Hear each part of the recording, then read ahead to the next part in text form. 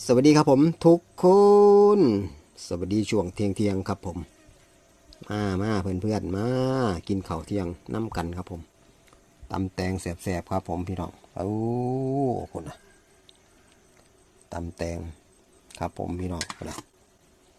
โอ้แสบมาเด้อพี่น้องเข้ากันครับผมมือนี่แดดครับผมมือนี่แดดอืม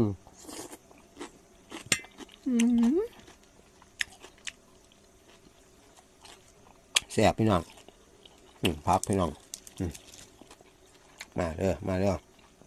อุ่นพักอีกอันหนึ่งส้มผูพี่น้อง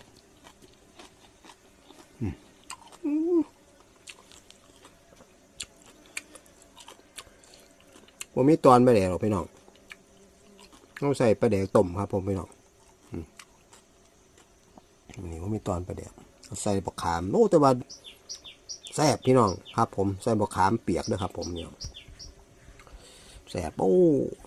เผ็ดในยังน้อยพี่น้องเลยผักกาดขาวบัดนี้เบ้าเข้ากันครับผมพี่น้อง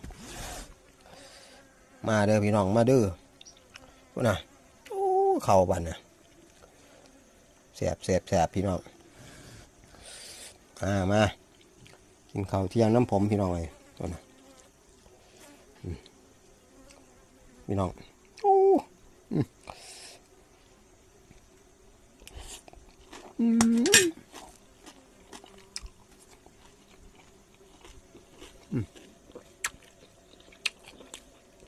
แซ่บครับผมพี่น้อง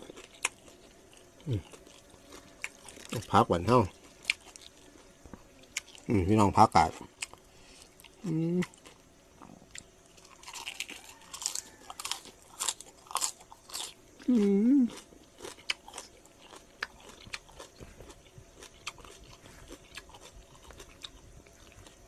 เขากันครับพี่น้องเลย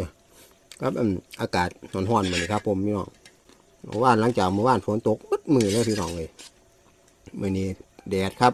มันมีฝนเลยพี่น้อง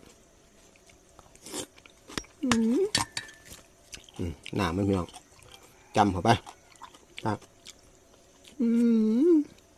ครับพี่น้องพัก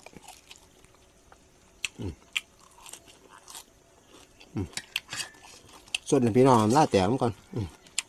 เผ็ดดีขนาดนี้พี่น้องเลยมึงพี่น้อง